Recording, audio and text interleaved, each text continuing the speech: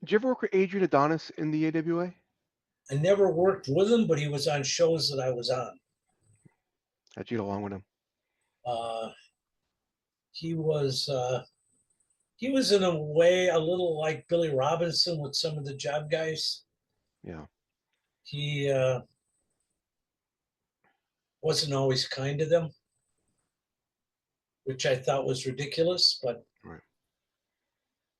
it's like when the Road Warriors came into work for Vern, they had a reputation that in Atlanta they were told just beat the hell out of the job guys. Sure.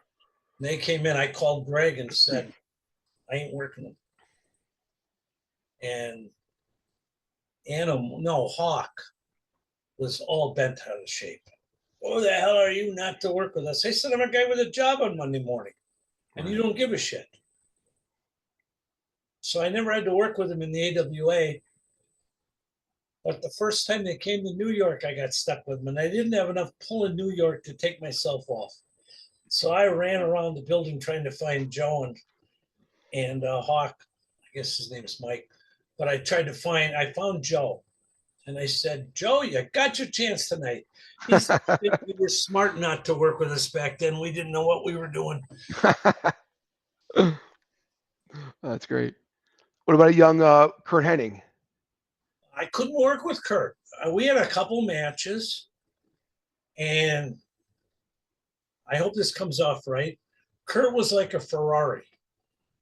I was like a VW. I couldn't go fast enough to keep up with him. So our matches never really, they didn't mesh. And I asked Bachwinkle, I said, can you tell him to slow down? He said, no, you have to speed up. I said, I can only go so fast. I can't go any fast. And this is before Kurt really became what he became. Right. I mean, he became one of the best workers ever. How'd you get along with Kurt? Got along fine with him. Ever be a part or the I mean, victim of? I never let him shave my eyebrows or anything. That's what those are the words coming out of my mouth. Any ribs? Fall asleep in the same car. Did you see any Kurt Hennig ribs? No. Now, because when I was working like most of the shows, I wasn't traveling with them, right? I'd come from my house, drive to Green Bay, drive to Madison, drive to Watertown, drive to Chicago or Rockford or Moline or wherever the hell we were. So I didn't go out partying with them afterwards or anything. Right. What about a young Scott Hall?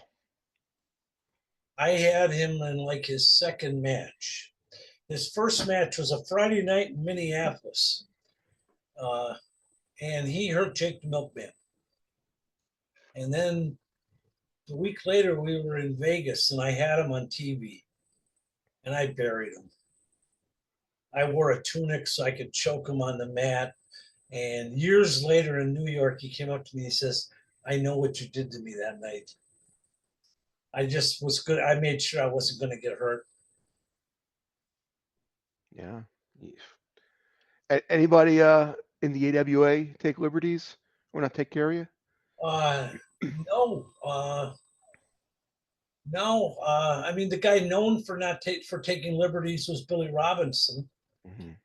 But I worked him twice. I worked him once in Milwaukee when he was a babyface, and I worked him at the end of his career when he was a heel. And again, another show that Jake drove down there with me. And as I was ready to go to the ring to work with Billy in Rockford, I went up to him and I said, Billy, I got to ask you a question. How come when you were a babyface, you were such a prick? And I turned to the ring. On the way to the ring. I didn't wait for an answer. I had it. And Jake looked at me because he was walking with me down the hall. He said, why'd you do that? I said, let's see what he does. I figured I could protect myself enough. What do you do? He made me look like Billy Robinson. Oh, okay. He had me throw him every which way but loose. So the 2 times I worked with him, he was great. Nice. And I never worked with him on TV. I don't know if you know who Chris Curtis is. Yeah. I'll push his book. He's got a book called Jobber. Anyways, he worked with Billy. They had a 2 out of 3 film match on TV, and Billy beat him up so bad that Wally canceled it the second fall. So, and Chris is a good hand, but Billy was that way. Another guy who you had to be careful of was Bruiser Brody. He beat the shit out of a couple of my guys. Did you ever work with him? Yes, my first time ever working on for a big promotion. Mhm. I worked at the Chase in St. Louis, and my first match was with Gary Young and Dan Diamond. And now I don't know if you ever worked the Chase, but that ring was as hard as a concrete road. It's the hardest freaking ring. And these two little punks beat the shit out of me. I must have taken 20 slams and 20 backdrops, and I go to grab a hold, they'd walk away on me. And I came upstairs, and I'm just beat to shit. And Pat O'Connor says, they were using my real name in St. Louis, so they said, Steve, you're with Frank Brody on the next tape. So I went over to Frank, introduced myself, and Frank said, in case I'm not able to, let me thank you now. I just got beat up by two little guys. Bruiser Brody just said he's thanking me now in case he can't afterwards. I said, what the fuck is happening to me now? Excuse my language. He was fine. I worked with him 4 or 5 times, became friends with him. But if he didn't like you, he'd kill you. Right. We had another guy in Milwaukee, Herman. Do you know Herman? You ever heard of Herman Schaefer? No. He was my partner against Greg and Vernon. He was a decent hand. He was a big guy. And he came back from St. Louis after working with Brody.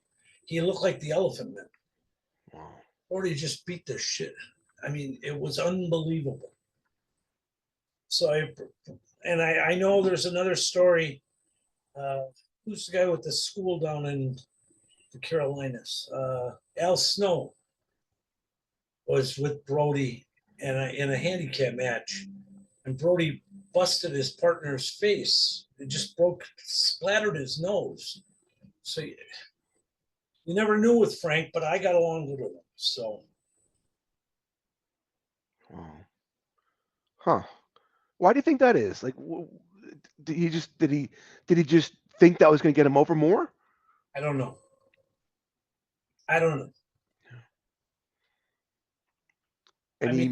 Some didn't understand that a lot of those job guys, they didn't work every week. They didn't work every night. They never did house shows, But a lot of guys are not told that if you didn't want to do something, you didn't have to do it, right? Like, I don't know if you were in Florida when the kid broke his neck. I was.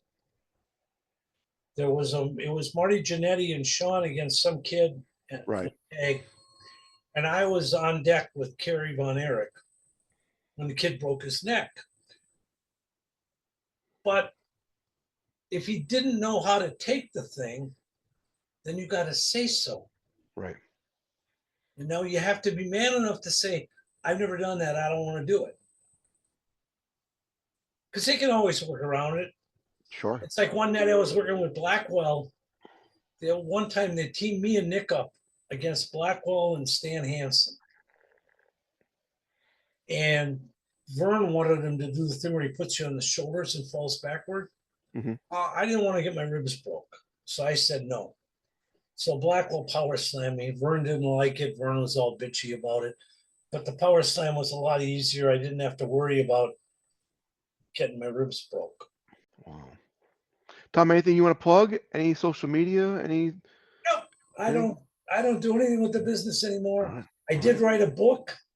It's on well, it's not on Amazon anymore. They took it down. So if anyone wants a copy in PDF, if they want to send you their email and you just forward me their emails, I'll be happy to send them a copy in PDF free of charge. Please send me one. I'd love to read that. I will do that. The one thing I will say, if any of your fans are dog lovers, if they can donate to any canine rehab, shelter, not the shelters, the people who rehome the dogs. Those places all need help. I just lost my dog 3 weeks ago to cancer, 7-year-old husky, and I already got a new one. But anything, anyone, these places are all looking for food or supplies or something. And right now, I care more about the dogs than wrestling.